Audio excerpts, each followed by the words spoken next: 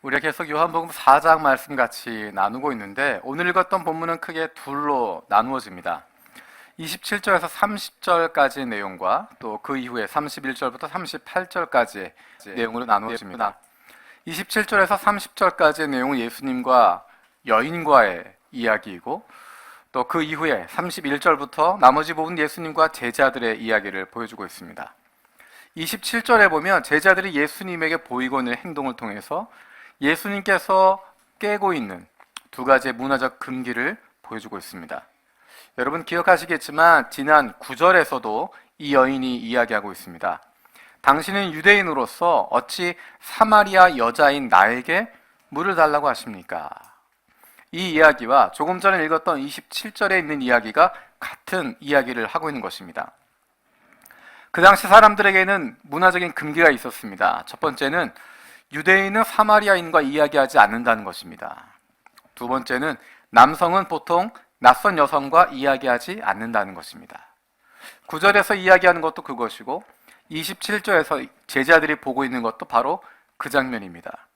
똑같은 이야기를 다른 관점으로, 다른 표현으로 반복해서 이야기하고 있습니다.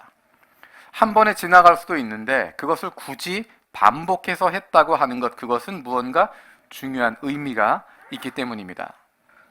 이 금기를 살펴보게 되면 사마리아 이 여인은 예수님께 나아갈 수 없는 사람이었습니다.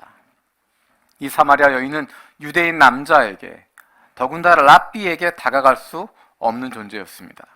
일반적으로 예수님을 만날 수 없는 상황 가운데 있는 사람이었습니다. 예수님께서 주로 만나셨던 사람들 모두가 그런 사람이었습니다. 사회적인 금기로, 문화적인 금기로, 종교적인 금기로 예수님께 나아갈 수 없는 사람들이었는데, 죄인이라고 불리는 사람들이었는데 그들이 예수님을 만나게 됩니다.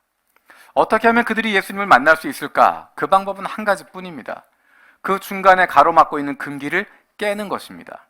양편을 나누고 있는 금기를 깨뜨리고 예수님께 나가야 되는데, 그러기 위해선 과감한 용기가 필요하고 그에 따른 희생이 같이 있어야 됩니다. 그런데 그 금기의 벽을 깰 수 있는 용기를 가진 것도 아니고, 그것으로 말미암아 닥쳐올 어려움들을 감당할 만한 능력이 있는 것도 아니고, 그것을 희생할 만한 가치를 발견하지도 못하기 때문에 아무도 그 금기의 벽을 넘어설 수 없습니다. 그래서 예수님께서 다가오시는 것입니다. 그래서 예수님께서 이 여인에게 찾아오시는 것이고, 그래서 예수님께서 그 금기의 벽을 깨뜨리시고 이 여인에게 다가오셔서 그에게 구원의 문을 열어주신 것입니다. 이러한 금기를 깨는 일들을 통하여서, 가로막힌 것들을 꿰뚫는, 없애버린 그 과정을 통하여서 이 사람들은 예수님을 만나게 되어지고 구원을 얻게 되었지만, 그것에 대한 대가로 예수님은 사회로부터 지탄을 받게 되었고, 죄인과 세리의 친구라고 하는, 죄인들의 친구라고 하는 지탄을 받게 되었고, 뿐만 아니라 십자가를 향해서 한 걸음 한 걸음 더 가까이 나아가게 되는 것입니다. 예수님의 그러한 모습을 보면서 그를 따르고 있는 제자들에게도 그것은 커다란 도전이 되어집니다. 제자는 스승을 닮아가는 사람들입니다. 예수님의 제자라고 하는 사람들은 예수님을 닮아가는 사람이고 그분의 모습을 그 안에 품게 되는 사람들입니다. 그래서 그 제자들도 예수님처럼 문화적인 금기, 사회적인 금기, 종교적인 금기를 깨뜨리고 넘어서게 되어지는, 그것을 극복하고 나아가게 되는 그런 일들을 경험하게 되어집니다. 그것이 쉬운 것이 아니기 때문에, 쉽게 되는 과정이 아니기 때문에 하나님께서 그들에게 능력을 더하여 주십니다. 성경에서 이야기하고 있는 대로 그들에게 성령 충만함을 허락하여 주셔서 권능을 갖게 하시고, 그 권능을 가지고 그 금기들을 깨뜨릴 수 있도록, 넘어설 수 있도록 권능을 주실 뿐만 아니라 그 권능을 필요로 하고 있는 핍박받는 상황을 허락해 주시고, 그 핍박을 통하여서 그들이 흩어지게 하시고 그들이 앞으로 가야 할 길들을 하나님께서 친히 인도해 주셨습니다. 그래서 그렇게 금기를 뛰어넘는, 금기를 깨뜨릴 수 있는 용기와 희생을 통해서 복음이 땅끝까지 전파되었습니다. 오늘도 그렇게 복음을 전 세계에서 선포하게 되어지는 것입니다. 그 복음 때문에 목숨을 걸고 결단하고 희생했던 믿음의 사람들, 그 사람들이 있었기 때문에 저와 여러분들이 예수 그리스도를 만나게 되었고 복음을 듣게 되었고 그로 말미암아 하나님의 자녀가 되어지는 복을 얻게 되었습니다. 그들을 통해서 하나님이 일하시고 그들을 통해서 하나님이 역사하시기 때문에 오늘 저와 여러분에게까지 이 복음이 전해진 줄로 믿습니다. 더 자세한 이야기는 이 여자에 대한 이야기, 그리고 이 여인으로 인하여서 그 동네 가운데 일어났던 변화에 대한 이야기는 다음 주에 다루도록 하겠습니다. 다음 주에 본문과 이 앞부분에 있는 27절에서 30절까지의 이야기가 연결되어져 있기 때문에 이 여인에 관한 이야기, 그 동네에 관한 이야기는 다음 주에 다루도록 하고, 오늘은 예수님과 제자들의 이야기에 집중하려고 합니다. 오랫동안 신앙생활을 하다 보면, 오랫동안 신앙생활을 하고 교회 오래 다니다 보면, 여러 가지 봉사하고 사역하고 헌신하다 보면 내가 왜 이렇게 살아오고 있는지 그것을 잊어버리기가 쉽습니다. 다른 사람들과 함께 살아가게 되면서 그냥 남들이 살아가는 것 따라가게 되고, 남들 사는 대로, 남들이 중요하다고 말하는 것 그게 중요하지라고 생각하면서 그렇게 시간을 흘러 보낼 때가 있습니다. 주변의 상황 개의치 않고 날마다 기쁨으로 설레임으로 가졌던 그런 순간도 있었는데 어느새 그것들 다 잊어버리게 되고 그저 남들처럼 남들이 좋아하는 것 나도 가지면 기분이 좋고 남들에게 없는 것 나도 없으면 슬퍼지고 다른 사람들과의 관계, 다른 상황들에 의해서 내가 가지고 있는 것, 가지지 못한 것 그것에 의해서 나의 감정이 좌우되게 되는, 어쩌면 나를 움직였던 그 힘, 어떤 상황에도 불구하고 기뻐할 수 있었던 그 능력, 겉으로 보이는 것, 내 손에 잡히는 것 그것 없어도 힘낼 수 있었던 것, 용기 낼 수 있었던 것, 담대할 수 있었던 그 힘을 어쩌면 잊어버리고 있는지 모르겠습니다. 예수님 오늘 본문을 통하여서 우리에게 두 가지를 이야기하고 계십니다. 첫 번째는 34절에 있는 내용입니다. 우리 함께 읽겠습니다. 34절, 요한복음 4장 34절입니다. 읽겠습니다. 시작. 예수께서 이르시되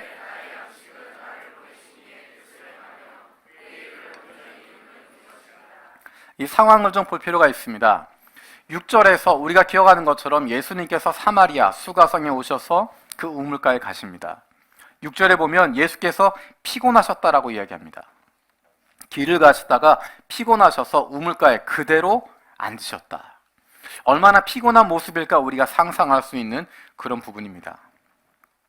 그래서 제자들이 보다 못해서 마을로 먹을 것을 사러 들어갔습니다. 그 마을은 사마리아 마을인데 유대인으로서 잘 가고 싶지 않은 곳인데 그럼에도 불구하고 예수님이 저렇게 피곤해 하시니까, 저렇게 힘들어 하시니까, 저렇게 배고파 하시니까 어쩔 수 없이 그 마을에 들어가서 먹을 것을 구하러 갔습니다. 여차저차해서 먹을 것을 구해서 돌아왔는데 돌아와서 보니까 예수님이 어떤 여인과 이야기를 하고 있고 그 여인이 갑자기 물동이를 두고 마을로 뛰어가고 있습니다. 그래서 예수님께 좀 잡수십시오라고 31절에 이야기를 하고 있는데 예수님께서 갑자기 힘이 나서 말씀을 하고 있는 것입니다. 그 모습을 보면서 제자들이 서로 이야기합니다. 누가 예수님께 먹을 것 좀 갖다 드렸냐? 예수님 왜 이렇게 갑자기 힘이 나셨냐? 뭐 때문에 이렇게 힘이 나시는 거냐? 서로 물어보고 있습니다. 6절에 드러나고 있던 그 피곤함, 그 힘듦, 육체적인 피로, 배고픔, 그것들이 이제 31절, 32절로 넘어가게 되어지면 생생한 모습으로, 열정 있는 모습으로, 뜨거운 모습으로, 기쁜 모습으로, 설레는 모습으로 바뀌고 있습니다. 어떻게 해서 그렇게 바뀔 수 있을까? 어떻게 그렇게 달라질 수 있을까? 단순히 먹을 것을 통해서 얻어지는 것이 아니라, 육체적인 필요를 채운 데서 오는 것이 아니라 그렇게 바꿀 수 있는 힘, 어떻게 아무것도 없는 상황 가운데서 기쁠 수 있고 설렐 수 있고 열정이 넘칠 수 있고 다시 살아있는 에너지를 발견할 수 있게 되어질까? 저는 처음에 그런 생각을 했습니다. 아, 예수님께서 전도하고 나니까 배가 안 고프셨구나. 6절에서는 배가 고프셨는데 여기서는 전도하고 나니까 배가 안 고프셨구나. 역시 예수님은 하나님이시니까 안 먹어도 배가 부르신가 보다. 본문을 자세히 살펴봤습니다. 제 머릿속에 떠오르는 장면이 있었습니다. 예수님이 34절을 이야기하는 장면은 어떤 장면일까? 아마도 예수님께서 제자들이 사가지고 온 도시락을 맛있게 드시면서 하는 이야기였던 것 같습니다. 무엇인가 드시면서 제자들이 가져온 것 드시면서 힘있게 이야기하시는 것입니다. 내가 이렇게 힘이 난단다. 이걸 먹어서가 아니라 이걸 먹었기 때문에 힘이 나는 것이 아니라 나에게는 나의 양식이 따로 있다. 나를 힘나게 하고 기쁘게 하고 피곤하고 어려웠지만 그 모든 것도 극복할 수 있는 나의 에너지원이 따로 있단다. 여러분 그런 경험 해본 적 없으십니까?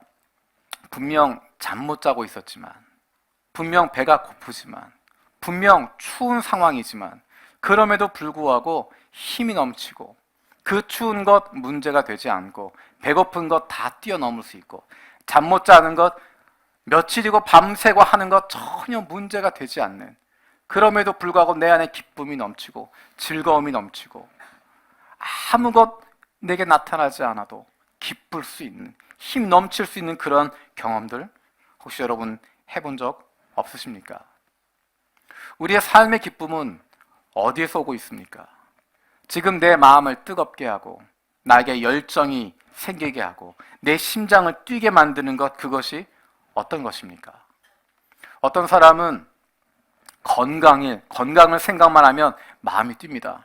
아침 저녁으로 거울 쳐다보면서 배 한번 쳐다보고 어깨 한번 쳐다보고 허벅지 한번 쳐다보고 배의 왕자가 더 잘 새겨질수록 기분이 좋았다가 조금만 흐려지면 우울해졌다가 어깨 근육이 조금 나오면 뭔가 뿌듯하다가 조금만 흐트러지는 것 같으면 뭔가 실패하는 것처럼 우울했다가, 어떤 사람은 돈을 생각할 때마다 달라집니다. 돈을 생각만 하면, 통장에 있는 돈 생각만 하면 자다가도 일어나서 웃게 되고, 내 손에 내가 오늘 벌었던 그 손으로 세 보면서 그것에서 행복을 느끼게 되고, 아무리 밥을 안 먹어도, 아무리 날씨가 추워도, 아무리 눈보라가 쳐도 내 손에 돈만 들고 있으면 행복해지는 사람들이 있습니다. 어떤 사람들은 자녀가 공부하는 것 보면서 나는 저렇게 공부한 적 없는데 열심히 공부하고 좋은 학교 가는 것 보면서 좋은 성적 거두는 것 보면서 나는 내 인생의 행복은 다 이 아이에게 있다. 우리 아이가 이렇게 공부하는 모습, 이렇게 성공하는 모습, 열심히 하는 것, 그것 보니까 다 뿌듯하고, 이 아빠는 밥 안 먹어도 배부르단다. 이 엄마는 네가 공부하는 것 보면 잠 안 자도 행복하단다. 그렇게 이야기하는 사람들이 있습니다. 지금 여러분의 마음은 무엇 때문에 기쁘고 무엇이 여러분의 삶에 힘을 만들어주고 있고 무엇이 여러분으로 하여금 심장이 뛰게 만들고 여러분의 마음을 두근거리게 만들고 있습니까? 무엇이 여러분에게 행복을 주고 있고 다른 것 다 없더라도 나에게 이것만 있다면, 내가 이것 하고 있다면 나는 다른 것 없어도 괜찮다 생각할 만한 그 무엇 여러분 가지고 계십니까? 왕년에 있었던 것 같은데, 10년 전에 20년 전에 그런 경험이 있었던 것 같은데, 배가 고팠어도 괜찮았고 날이 추워도 괜찮았고 남들이 무시하고 멸시해도 그것 전혀 상관하지 않았던 것 같은데, 어떤 상황 속에서도 기쁘고 행복할 수 있었고 모든 것 다 뛰어넘을 수 있었던 것 같은데 지금은 그 기쁨을 어디에 두고 계십니까? 무엇이 여러분의 양식이 되고 있습니까? 예수님은 나의 양식은 따로 있다라고 이야기하십니다. 제자들이 사온 그 먹을 것, 그것 말고 그것이 나를 힘나게 하고 내 인생에 의미를 주고 나에게 기쁨을 주고 내 심장을 뛰게 하는 것이 아니라 그것 말고 다른 것이 있는데 그것이 바로 하나님의 뜻을 행하는 것이다 라고 이야기합니다. 우리 34절 말씀 다시 한번 읽어보겠습니다. 34절입니다. 시작.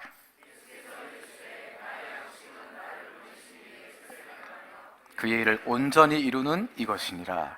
나의 양식은 예수님을 힘나게 하고 기쁘게 하고 열정 넘치게 하고 모든 장애물 다 뛰어넘을 수 있게 하고 문화적인 금기 깨트리게 하고 사회적인 금기 넘어서게 하고 종교적인 제약 뛰어넘을 수 있는, 그것으로 말미암아 지탄을 받기도 하고 욕을 먹기도 하고 때로는 귀신이라고 이야기 듣기도 하고 그런 모든 것 다 뛰어넘을 수 있는 그 힘, 바로 하나님의 뜻을 행하는 것이라고 이야기하고 있습니다. 아버지를 기쁘게 하기 위해서, 하나님 아버지를 기쁘게 하기 위해서 그렇게 사셨고 그렇게 행하셨습니다. 그것이 예수님의 영적인 만족이 되었고 그분의 양식이 되었고 그분의 힘이 되었습니다. 우리 요한복음 17장 4절 말씀 한번 보겠습니다. 요한복음 17장 4절입니다. 이것은 예수님께서 마지막 이제 십자가를 앞두고 있는 상황에서 마지막 하시는 말씀 가운데 있는 부분입니다. 우리 17장 4절 같이 읽겠습니다. 시작. 아버지께서 내게 하라고 주신 일을 내가 이루어 아버지를 이 세상에서 영화롭게 하여 싸우며, 예수님께서 하신 일들은 하나님의 뜻을 행하는 것, 하나님 아버지가 맡기신 그 일을 감당하는 것이었습니다. 그것을 다 이루어서, 하나님의 뜻을 다 이루어서 그로 말미암아 하나님께 영광을 돌렸다라고 이야기하고 있습니다. 그 임무를 완수했다는 것입니다. 하나님이 주신 그 뜻 그대로 다 성취했다는 것입니다. 그 뜻을 이루었다라는 것입니다. 하나님이 맡겨주셨던, 예수님에게 맡겨주신 그 사명 다 감당하게 되어지고 하나님의 뜻을 그 인생 가운데 다 펼쳐 이루셨다는 것입니다. 그래서 그것이 예수님으로 하여금 하나님의 뜻을 행하는 것, 하나님의 뜻대로 살아가는 것, 그것이 예수님으로 하여금 모든 상황을 뛰어넘을 수 있도록 하게 되어지고 어떠한 역경에서도 어떠한 환경에도 불구하고 예수님의 심장이 뛰게 하였고 예수님에게 다시 힘이 넘치게 만들었고 예수님을 가장 행복하게 만들었던 것, 그것은 바로 하나님의 뜻을 행하는 것이었습니다. 우리의 상황과 환경에 어떠함에도 불구하고 우리가 움직일 수 있도록 하는 것, 우리의 심장이 뛰게 하는 것, 우리의 마음이 두근두근하게 되어지는 것, 행복하게 만드는 것, 나의 양식, 잃어버렸던, 잊어버렸던 나의 양식, 나를 살아 움직이게 만드는 바로 그것을 다시 찾아야 합니다. 예수님께서 말씀하시는 나의 양식 때문에 내 마음이 두근거리고 열정이 타올랐던 그때, 여러분 기억하십니까?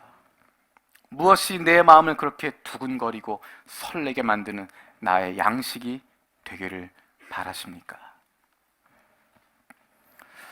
근데 예수님은 하나님의 뜻을 행하는 것, 그것을 이야기하시면서 혼자 하는 것이 아니다라고 이야기하십니다. 우리 37절, 38절 말씀 같이 보도록 하겠습니다. 요한복음 4장 37절, 38절입니다. 같이 읽겠습니다. 시작.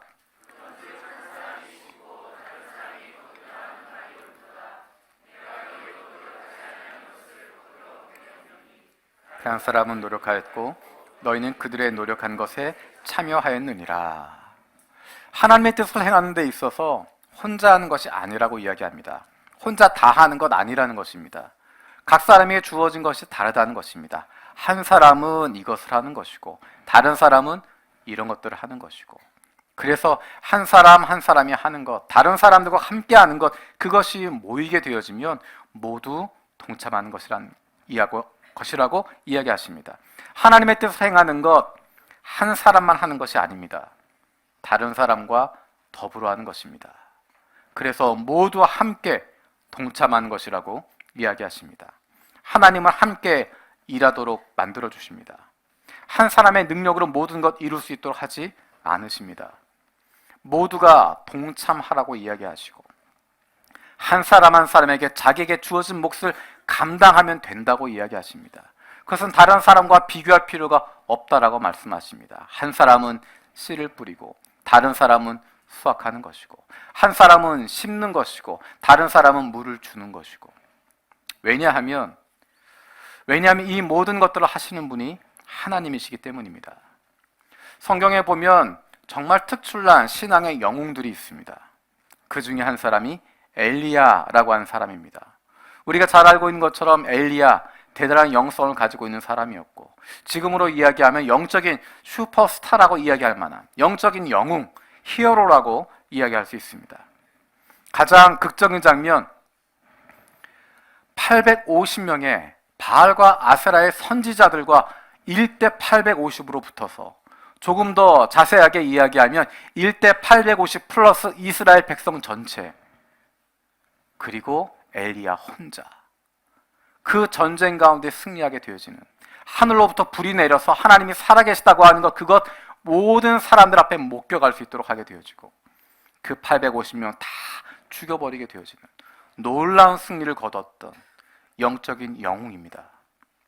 영적인 영웅이었는데, 슈퍼스타였는데, 그가 모든 것 다 할 수 있는 히어로처럼 보였는데, 그 뒤에 이어지는 장면은 그 영적인 침체 가운데 빠지는 것입니다. 그렇게 놀라운 일을 행하고 나니까, 놀라운 일을 이루고 나니까 그 다음에 오는 것, 이세벨이 내가 널 죽여버리겠다라고 하는 그 이야기 한마디에 엘리야는 마음이 무너져 버립니다. 내가 그렇게 놀라운 일을 행했는데, 놀라운 일을 이루었는데 아무런 변화도 일어나지 않는 것을 보면서 그의 마음이 상하게 되어집니다. 차라리 죽는 게 낫겠다라고 이야기합니다. 그래서 하나님께 기도하는 장면이 열왕기상 19장 14절에 나타나 있습니다. 열왕기상 19장 14절입니다. 우리 열왕기상 19장 14절 같이 읽도록 하겠습니다. 시작. 그가 대답하되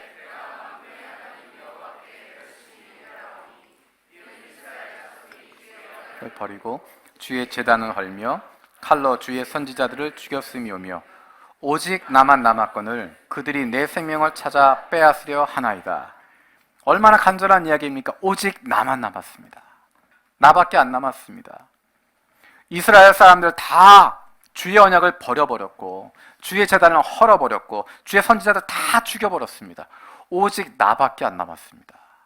나 하나 살아남았습니다. 나 혼자밖에 없습니다라고 이야기합니다. 물론 엘리야 훌륭한 사람입니다. 위대한 인물입니다. 또다시 그런 인물 나타나기 어려울 것입니다. 실제로 그런 인물 그 뒤에 나타나지 않습니다. 엘리야 같은 인물 나타나기 어렵습니다. 위대한 영적인 놀라운 위인이고 위대한 영웅이었습니다. 오직 나밖에 안 남았습니다라고 이야기하는 그 엘리야에게 하나님께서 아주 조용히 그에게 이야기하십니다. 그 뒤에 이어지는 15절에서 17절까지의 내용입니다. 열왕기상 19장 15절에서 17절 같이 읽겠습니다. 시작. 여호와께서 그에게 이르시되 너는 내 길을 돌이켜 광야를 통하여 다메섹에 가서 이르거든 하사엘에게 기름을 부어 아람의 왕이 되게 하고 또 임시의 아들 예후에게 기름을 부어 이스라엘의 왕이 되게 하고 또 아벨무홀라 사반의 아들 엘사에게 기름을 부어 너를 대신하여 선지자가 되게 하라. 하사엘의 칼을 피하는 자를 예후가 죽일 것이요 예후의 칼을 피하는 자를 엘리사가 죽이리라.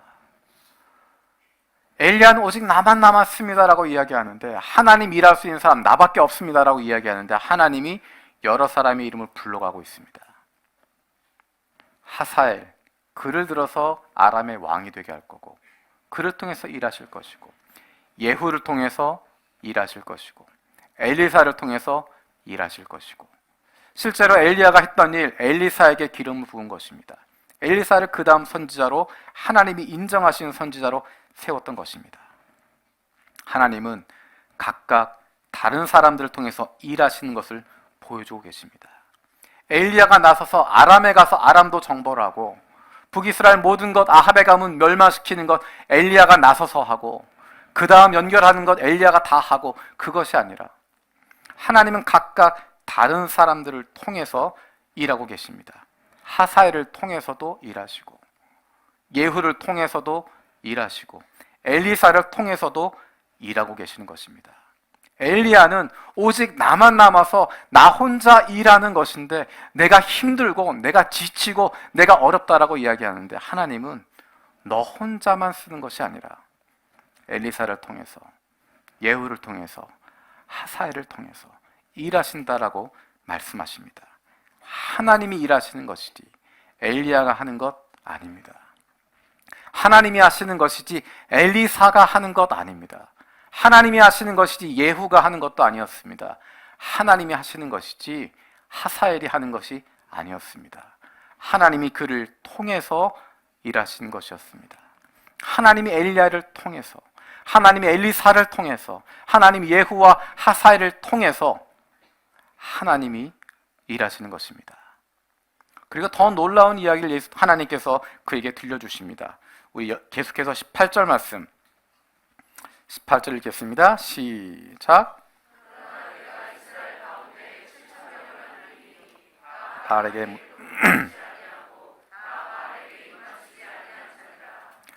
엘리야 혼자가 아니라고 하는 것 분명히 다시 밝혀주고 계십니다.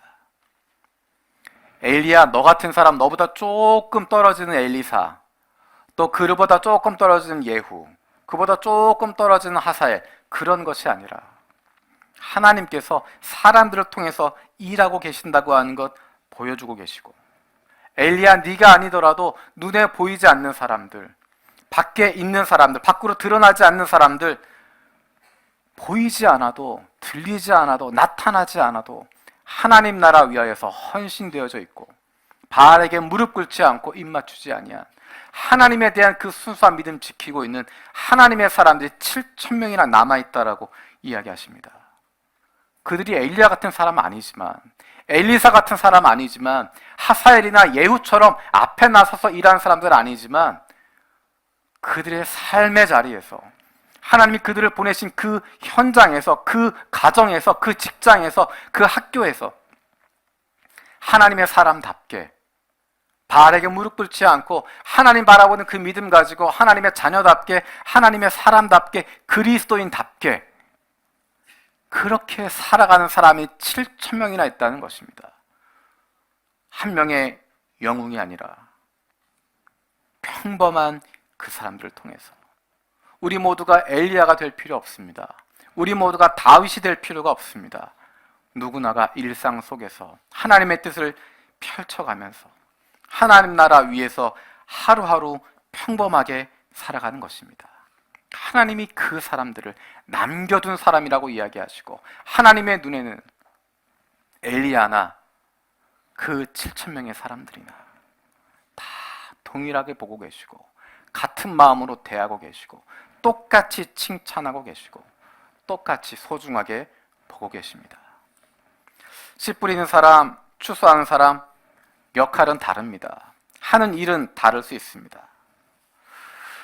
우리가 누군가를 전도하게 되어질 때 그에게 마지막으로 사형일을 전하고, 또는 복음을 전해서 그가 예수 믿게 하는 것, 영접 기도시키는 것, 그것만 중요한 것이 아니라 그렇게 하기 이전에 수많은 사람들의 역할이 있었다고 하는 것 우리는 기억해야 됩니다. 여러분이 처음 예수 믿었던 순간을 한번 기억해 보십시오. 여러분이 처음 예수님을 믿게 됐던 과정 가운데 어떠한 일들이 있었습니까?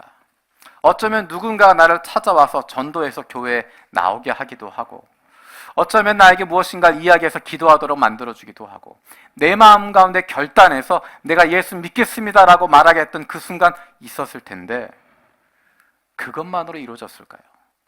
그 한 사람, 그 사람 때문에 이 모든 것이 이루어졌을까요? 그렇지 않습니다.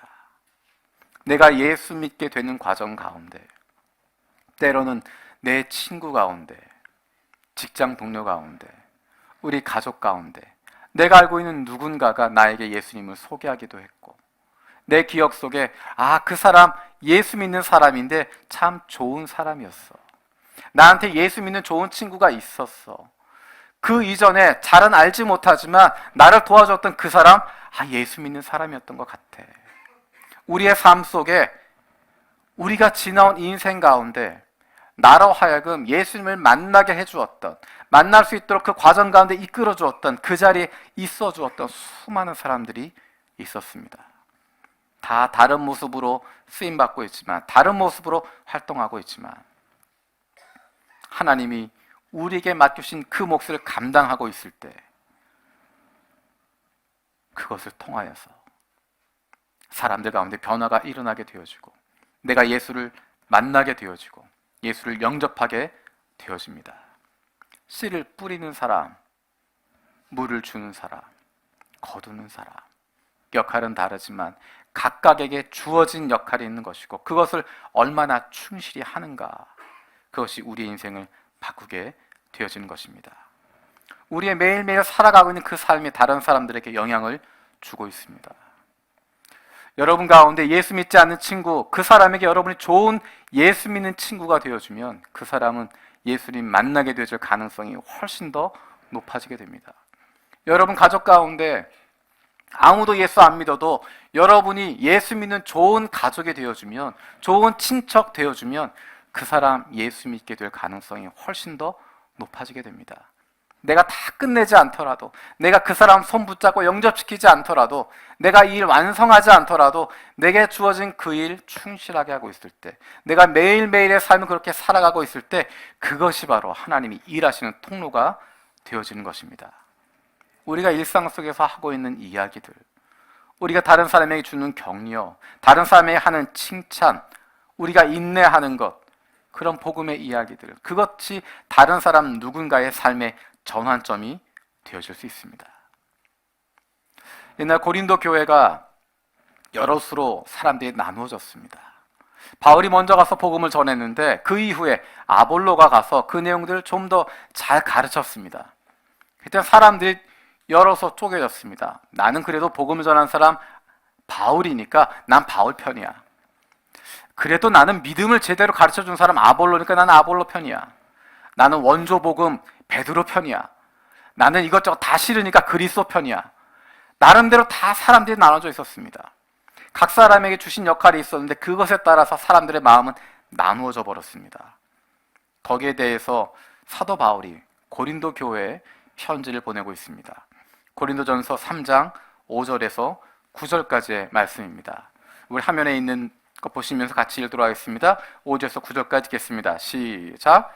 그런즉 아볼로는 무엇이며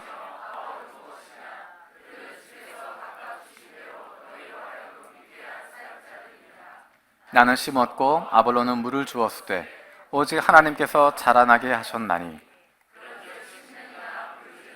아무것도 아니로되 오직 자라나게 하시는 이는 하나님뿐이니라.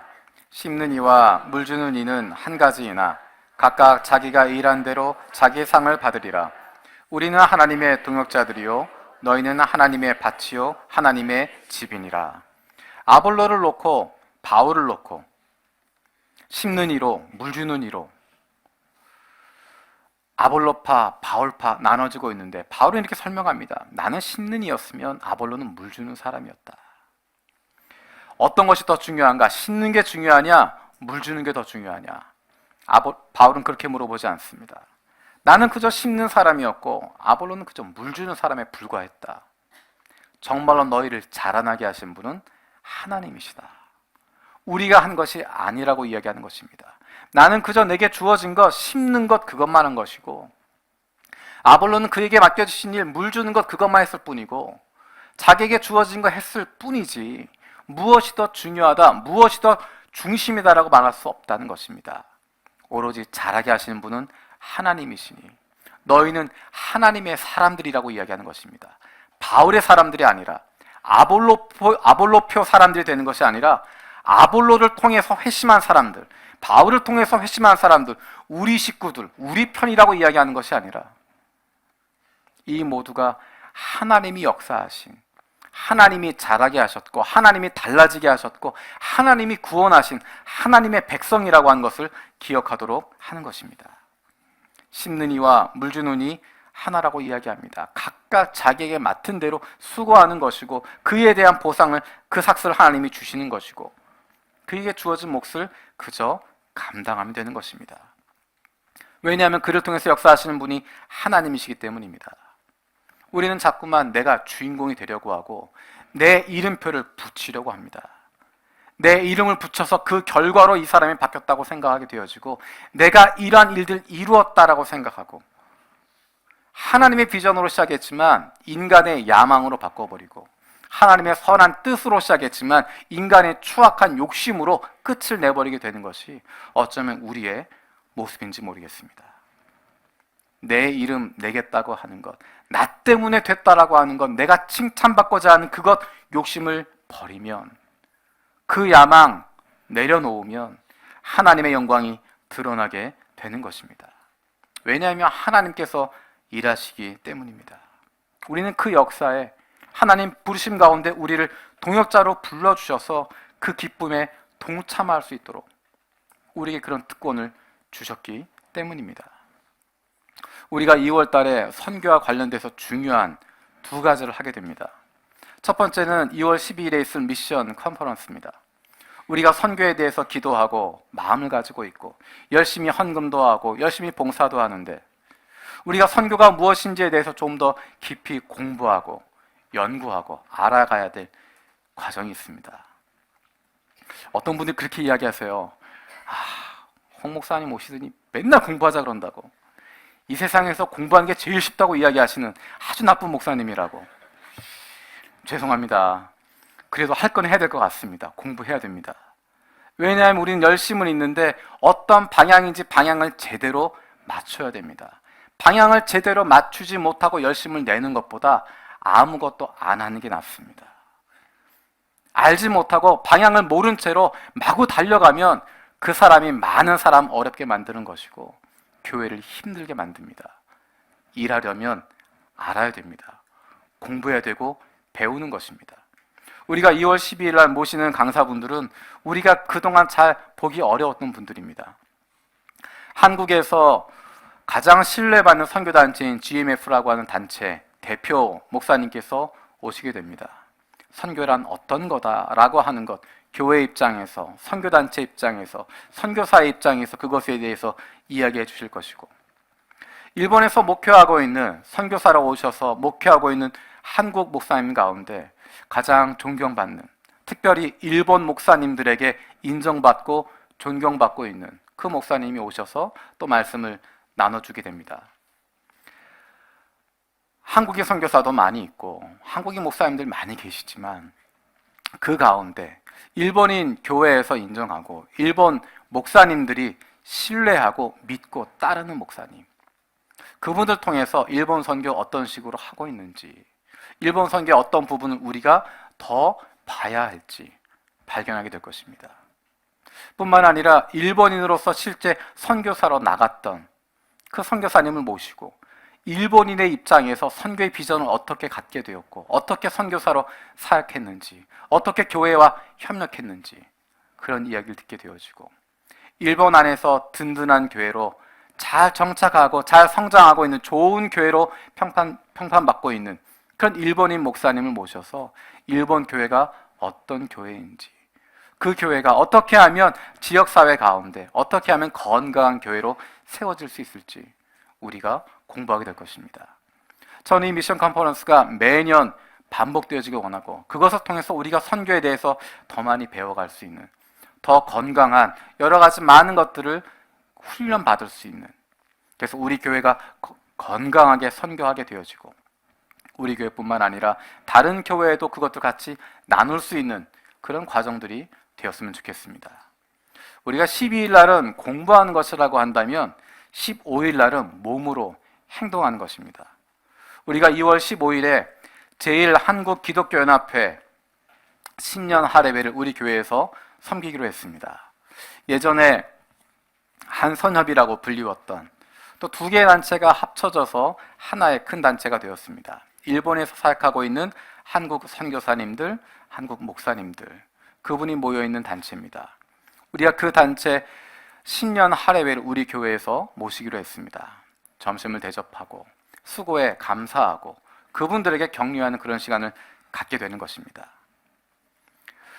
하나님의 선교, 우리만 하는 것 아닙니다. 우리는 자칫하면 우리는 이만큼 잘했다고 생각하고 우리는 이만큼 많은 사람 모였다고 이야기하고 이만큼 많은 성과 냈다라고 이야기할 수 있는데, 하나님이 원하시는 것은 함께 하는 것입니다. 우리가 이만큼 잘하고 저 사람 못했다라고 하는 것이 아니라 그 자리에 있는 것만으로도 20년, 30년 동안 일본 땅 가운데서 예수 믿는 사람으로, 선교사로, 목사로 있다고 하는 것 자체만으로도 하나님이 기뻐하시는 것이고 그 의미가 있다고 하는 것, 우리가 알아야 하는 것이고 우리가 그분들에게 존경을 표하는 것입니다. 여러분 가운데 시간 내실 수 있는 분들은 그날 오셨으면 좋겠습니다. 음식을 준비하고 대접하는 부분들도 있지만 그 선교사님들을 위해서, 저보다 나이가 다 많으시더라고요. 흰머리는 제가 제일 많은 것 같은데 나이 많으신 그분들 우리가 같이 모여서 격려하고, 우리 선교사님들, 목사님들 여러분의 수고 때문에 하나님이 기뻐하시고 일본 땅 가운데 이렇게 변화가 일어나고 있고 하나님의 일들이 펼쳐지고 있습니다. 우리가 목사님들에게, 선교사님들에게 감사합니다. 그런 표현을 했으면 좋겠습니다. 무엇을 드리라는 것이 아니라 그 자리에 와서 같이 돕고 그분들 위해서 기도하고 함께 있어 주는 것, 그분들 얼굴 보고 그분들 위해서 축복하는 것, 그 모든 것이 선교의 시작이 되어지는 것이고, 이것이야말로 하나님이 우리에게 맡겨주신, 각 사람에게 맡겨주신 것, 그 자리에서 열심을 다하고 내게 맡겨주신 것 최선을 다하는 모습이 되어지는 것입니다. 일상 속에서 평범하게 살아가는 사람을 통해서, 일상의 그리스도인들을 통해서 세상은 예수님을 알아가게 되는 것입니다. 엘리야 한 사람도 중요했지만, 바울 한 사람도 중요했지만, 그런 특출난 한 사람뿐만 아니라 평범한 일상을 살고 있는 사람들을 통해서, 저는 어려서 기도할 때 제가 스페셜 원이 되기를 바랬습니다. 정말 특별한 사람, 정말 많은 사람 데리고 목회하기도 하고, 한 번 설교하면 2,000명, 3,000명씩 회개한 일이 일어나기도 하고, 한 번 기도하면 신유의 역사가 일어나기도 하고, 앞에서 찬양 한 번 하면 수백 명이 눈물을 흘리면서 회개하게 되어지는, 나는 스페셜 원인 것 같아 라고 생각하기도 하고, 그런 꿈을 꾸면서 기도했던 때가 있었습니다. 하나님이 주시는 마음은 스페셜 원이 아니라 네가 에브리데이 원으로 살아가면, 그냥 평범한 원으로 살아가면 하나님에게 스페셜하다는 것을 깨닫게 해주었습니다. 우리는 스페셜 원이 될 마음, 그런 마음 가질 필요 없습니다. 특출난 사람 되어지는 것, 영웅이 되어지는 것, 내가 신앙적 영웅이 되겠다, 그럴 필요 없습니다. 순교자가 된다고 하는 것, 매일의 일상 속에서, 매일의 삶 속에서 세상에 물들지 않고 세상의 흐름 거슬러 가면서 살아간다고 하는 것, 그것이 어쩌면 십자가 지고 가는 순교자의 삶을 살아가는 것입니다. 세상 사람들, 자녀들 그렇게 키워도 나는 그렇게 키우지 않겠다고 결정하고, 세상 사람들이 이렇게 돈 많이 번다고 해도 나는 그렇게 돈 벌지 않는다라고 이야기하고, 세상 사람들 건강을 위해서라면 물불을 가리지 않는데 나는 그것 중요하지 않다라고 이야기하고, 내 인생의 목표는 하나님 말씀대로 살아가고 하나님 뜻 펼치며 살아가는 것이고, 우리 가정은 하나님 기뻐하며 살아가는 것이라고 결단을 내리고 그렇게 매일매일을 살아가는 것, 그것이 바로 순교자의 삶인 것이고, 그것이 바로 순교적인 삶을 살아가는 것이고, 그것이 가장 어렵지만 가장 의미 있는 삶의 모습입니다. 우리는 스페셜한 사람 되고 싶지만 하나님은 우리에게 에브리데이 펄슨으로, 매일매일의 평범한 사람으로, 일상적인 삶을 살아가는 일상의 평범한 사람으로 살아가기를 원하십니다. 사실 저와 여러분은 이미 하나님의 은혜를 경험했기 때문에, 하나님을 만난 사람들이기 때문에, 이미 하나님의 자녀가 된 사람이기 때문에, 예수 그리스도를 닮아가는 사람들이기 때문에 세상 사람들과는 다른 삶을 살아갈 수밖에 없습니다. 예수 잘 믿는 삶, 좋은 그리스도인으로 일상을 살아가는 것, 그것이 바로 하나님의 뜻을 내 삶 속에 펼쳐가는 것이고, 그것이 우리의 심장을 뛰게 하는 것이고, 그것으로 말미암아서 내 주변에 있는 사람들이 예수를 만나게 되어지고 그들이 바로 하나님의 은혜를 경험하게 되어지는 것입니다. 그 사람들을 일컬어서 그리스도의 향기라고 이야기합니다.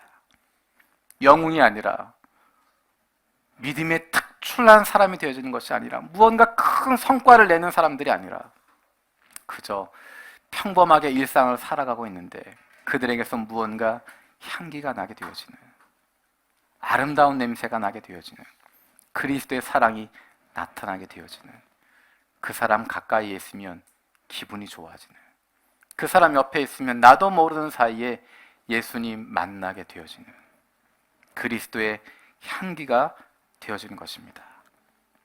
우리 옆에 있는 사람들 축복했으면 좋겠습니다. 당신은 그리스도의 향기입니다. 하나 더 해볼까요? 당신을 통해 생명이 흘러갑니다.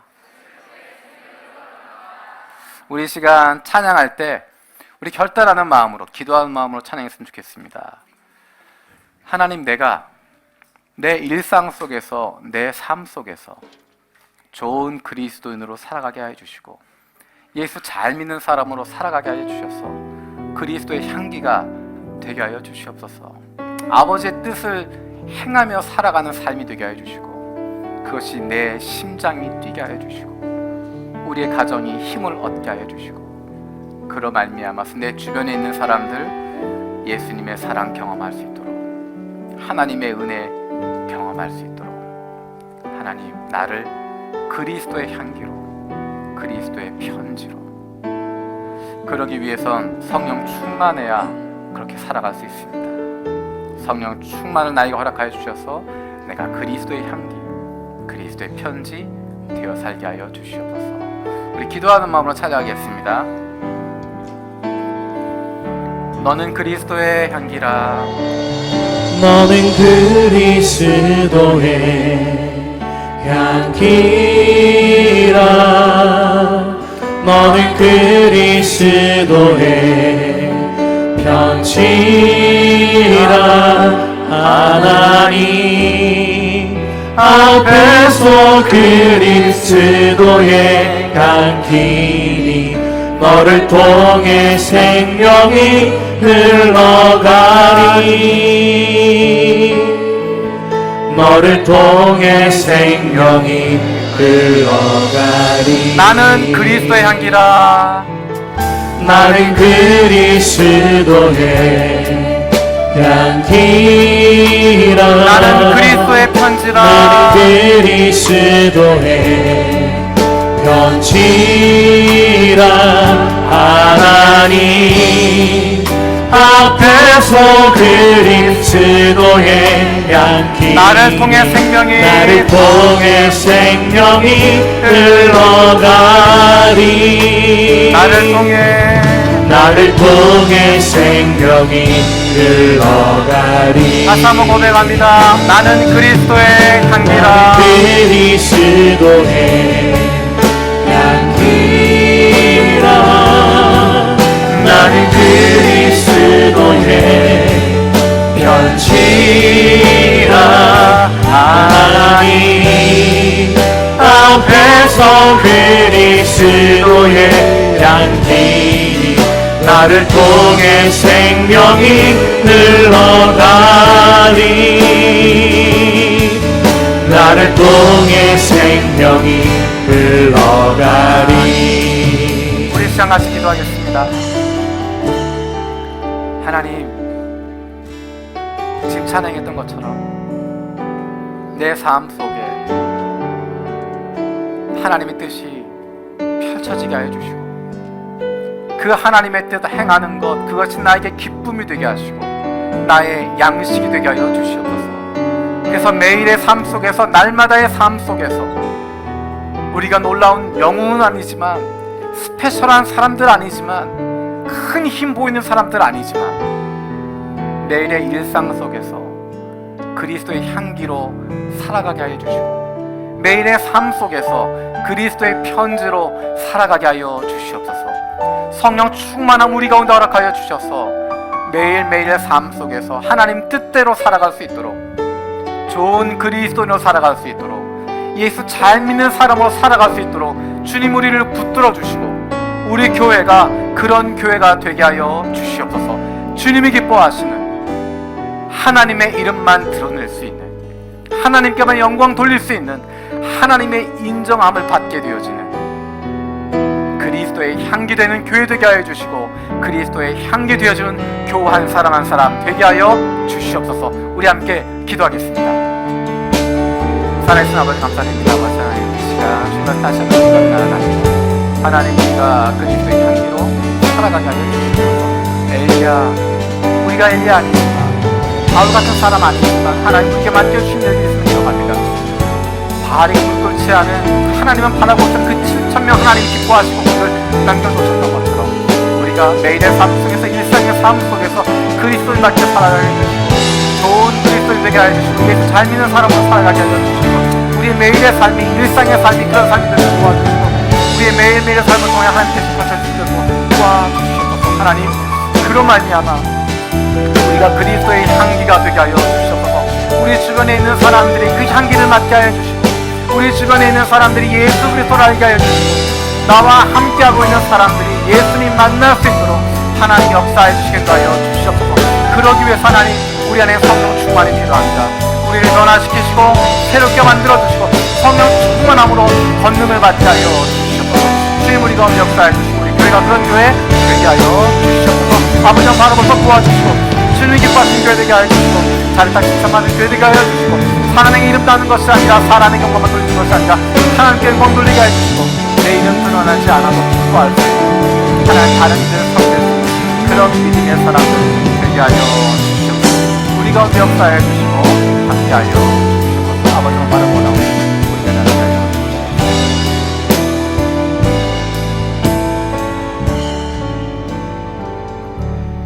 살아계신 아버지 하나님, 예수님의 에너지가 되었던, 기쁨의 원천이 되었던, 그 심장이 뛰게 만들었던, 열정이 넘치게 만들었던 그 힘이 우리의 힘이 되게 하여 주시옵소서. 세상 것으로 배부른 것이 아니라, 손에 쥘 수 있는 것 때문에 행복하다고 착각하는 것이 아니라, 눈에 보이는 것 때문에 만족스럽다라고 속임 가운데 들어가는 것이 아니라, 진정한 나의 양식, 나를 기쁘게 하고 힘이 나게 하고 내 인생에 의미를 부여할 수 있는, 폭풍을 넘어설 수 있고 금기의 벽을 뛰어넘을 수 있게 되어지고 모든 장애물을 통과할 수 있는, 그럼에도 불구하고 기쁨으로 나아갈 수 있는 힘을 얻게 되어지는 그 참다운 양식 발견하게 하여 주시옵소서. 날마다 그 양식으로 살아가게 하여 주시고 우리의 매일의 삶 속에서,